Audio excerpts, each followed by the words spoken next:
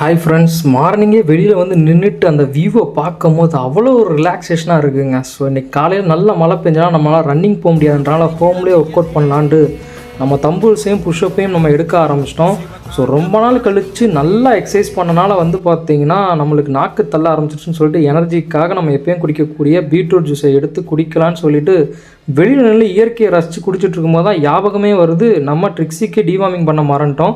So இதுதான் அந்த deworming tonic. Chicken flavour வாங்கினா தான் குடிப்பான்னு சொல்லி சிக்கன் ஃப்ளேவரை வாங்கியிருக்கேன் நான் டிவார்மிங்கில். ஸோ 1 kg வெயிட் இருந்தால் தான் 1 ml கொடுக்கணும். நம்ம வாங்கிட்டு வரும்போது 700 கிராம் இருந்திருந்தாங்க.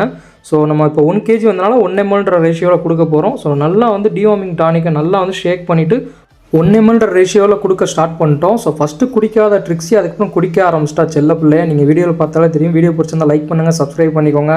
ஸோ நெக்ஸ்ட் வீடியோவில் நம்ம மீட் பண்ணலாம். பாய்.